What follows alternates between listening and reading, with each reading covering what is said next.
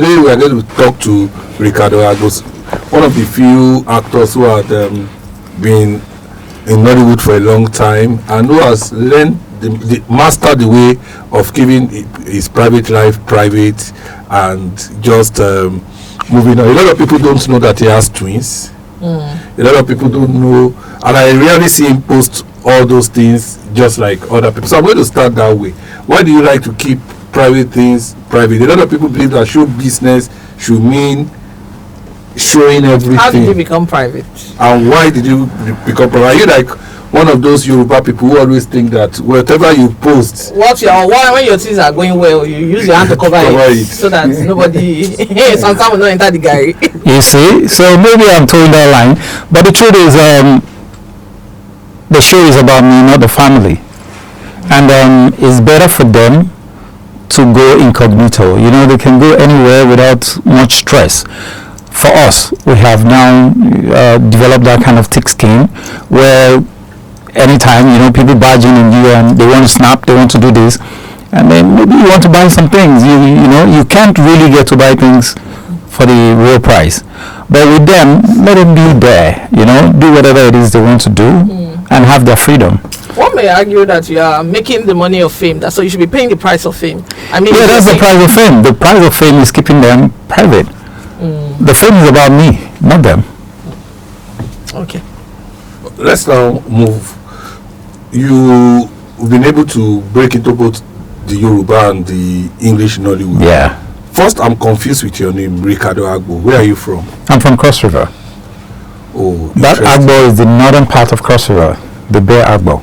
Oh, interesting. Yeah. So how come your Yoruba is very good? I was born in Lagos.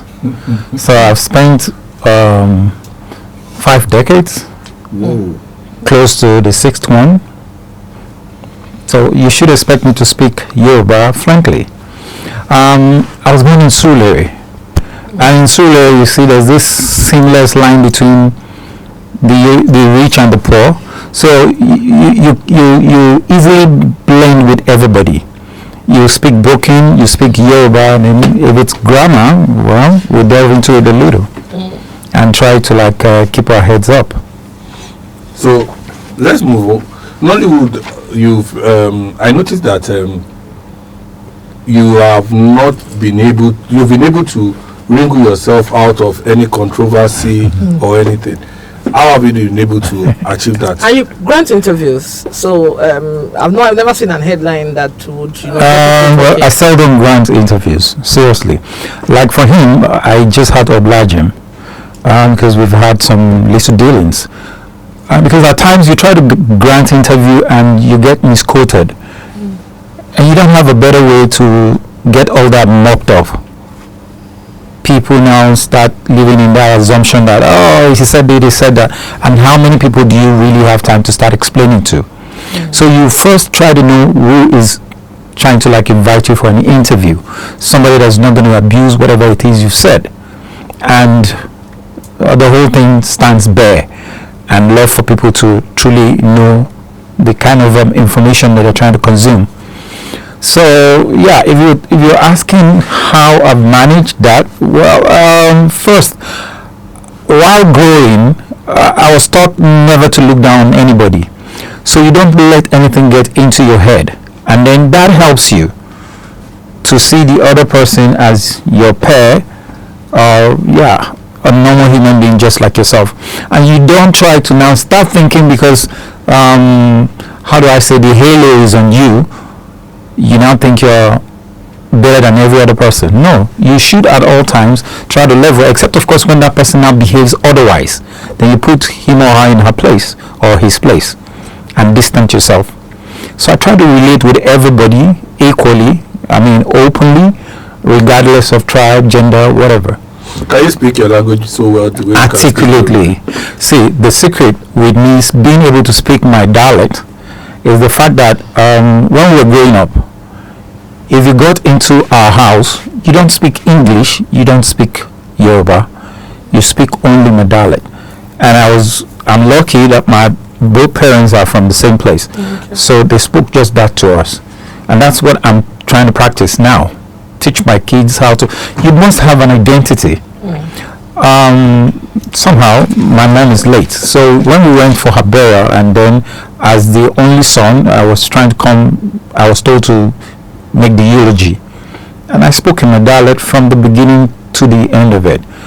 And my village people were like, he can speak. And they were looking at my dad. My dad now looked at him and said, yeah, he should be able to speak, because that's the only thing I communicated with them. So now let me ask you again. Are you not, don't you feel obliged that you should make a movie in your language to try to promote your own culture? Yeah, but you see, if you're making a movie, first you have to look at business. That's how it is. So now you think about how many people are going to consume it for you to make your money back. Because whatever you want to do, you look at your name. Are you a brand? And if you're a brand, what are you trying to bring out? Am I going to make my money back? It's business first. So for me, I don't, maybe much later, as things are evolving, maybe I could now shoot it in pidgin. But the storyline and the narrative I'm trying to push will be about my people. But how many other people will want to buy things about your village? Now you need to start bringing other faces into it that might truly not understand what the thing is. But the good thing about our job is the fact that at all times you are in other people's lives and interpreting whatever it is you want other people to know about, either the profession, the beliefs, the culture. So it's still good.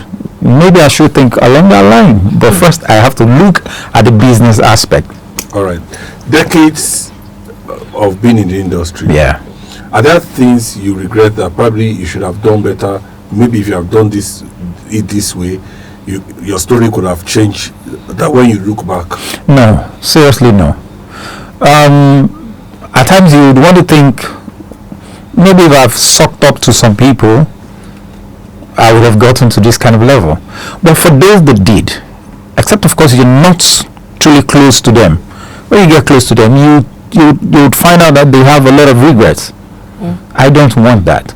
And I believe with the industry we're in, you see, except of course you're dead or you're immobile, you're still relevant. Most especially when you can still render, as in you can speak, you can move, and your artistry is on point. You'll still shoot. Now, if you look at it globally, let's look at somebody like Samuel L. Jackson. You know his age. Let's look at Al Pacino. You know his age. Al Pacino is, if I'm not mistaken, 84 years old. He still goes on set. Now he's even giving out monies to less privileged. The last one he said he was trying to give out 100 million or thereabout to people. Gene Hackman is late now, but before he died, he shot up till when he died, and he was 80 something years old, maybe 88 or thereabout. Robert De Niro is same age with Al Pacino, or maybe Al Pacino is a year or two older than him. He still acts. Sylvester Stallone, for God's sakes, he still acts action movies. I was in London when his other job came out, and it was action. Look at him. Sylvester Stallone should be 78. So for you as an actor, the only thing you constantly need to do is keep yourself physically fit. What would you say is your most marketable quality as an actor? Would you say that or something that you do? I think I deliver my lines and my roles uniquely. Maybe when they say, okay, they need somebody to come play an area boy, I don't truly see why a powerful person would need to shout, except of course you're in doubt of your strength. The minute you are sure of your strength, you know your word would be followed to the letter. If you say, like if it's here in Lagos where they would speak in Yoruba, say, oh yeah, láti sìn lọ gbogbo ń fọwọ́ mẹ́ ẹ kúrò mẹ́. You don't need to shout if you're truly the boss in that area. it will only take somebody that feels he's trying to play that role, and maybe in his head he feels if you're a strong person you need to shout. Good thing some of us were fortunate to go through the four walls of the higher institution. I mean, you will get to meet some people, and when they talk about them and the power they wielded then, most of them will never shout, except of course you never came across them. But when you did, the aura that they it's not that one where they need to shout. You need to fear them based on things you've heard them do. A lot of people feel that what comes with stardom, especially for in the entertainment industry, yeah, is women, and more women. Yeah.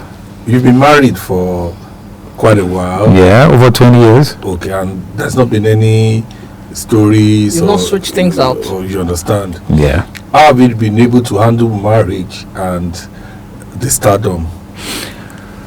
Like I said, earlier on I was saying you don't let anything get into your head. So I try to ensure that the stardom does not make me start thinking I am superior to the next man.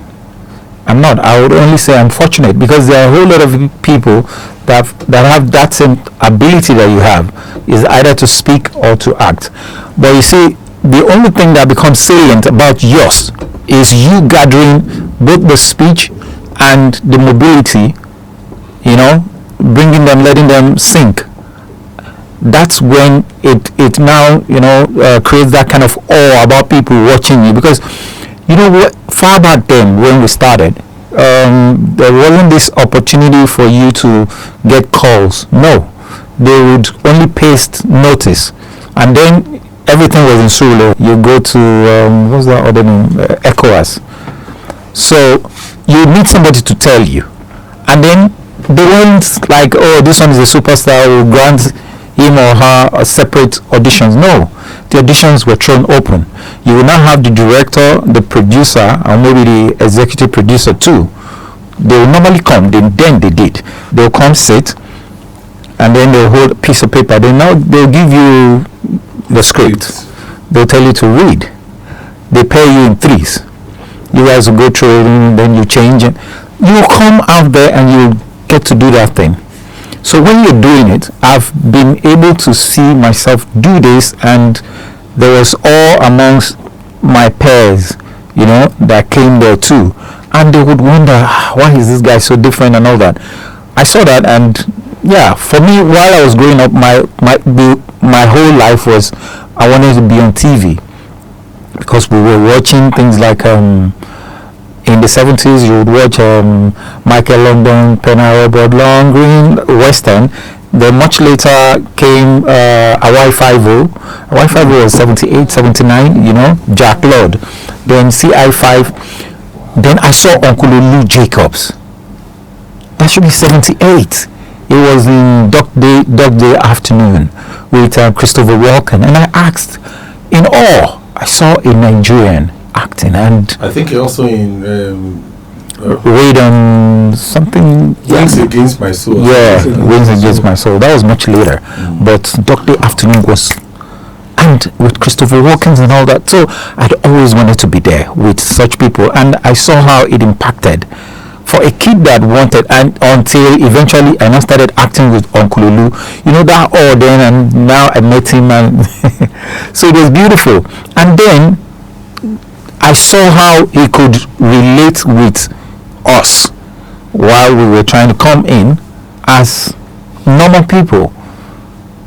So I would always tell the next person, look, the only difference is you not allowing your edge to show that you're nervous.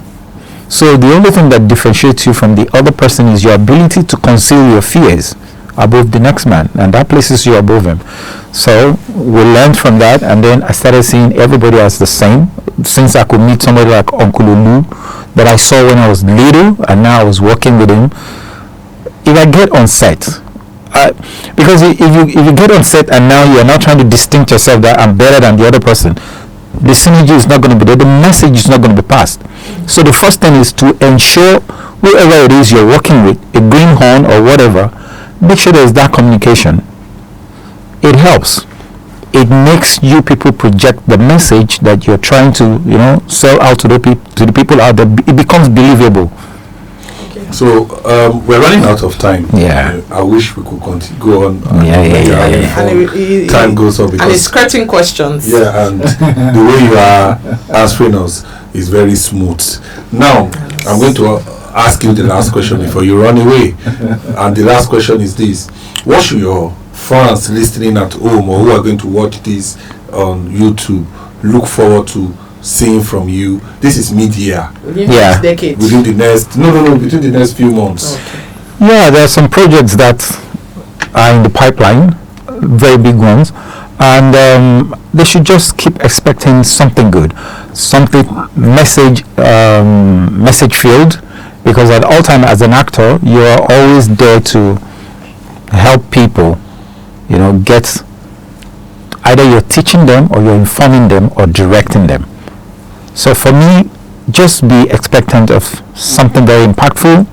Is there a new role that you're trying to play that you haven't played in the past? Yeah, there's a Yoruba movie that is in the offing. I think it's for the cinemas. I'm going to play an antagonist in the movie, but I'm not allowed to divulge all that. But yeah, it's something different from some of the things I played.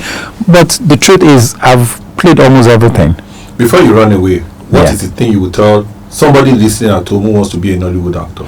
I'll tell them believe first in God and then believe in yourself and remain humble at all times. It helps you. It helps you when you are humble. All right. I wish we could go on and on. And I know. Very, very nice having you on the show. It's been worth it waiting to have you anyway, because we've been on it for months. Yeah, I know. Thank God that you finally came and we had a nice time. Of course. Thank you so much for coming, and we hope that some other time when you have a big project that you are pushing, we'll have an opportunity to talk to you again. No problem.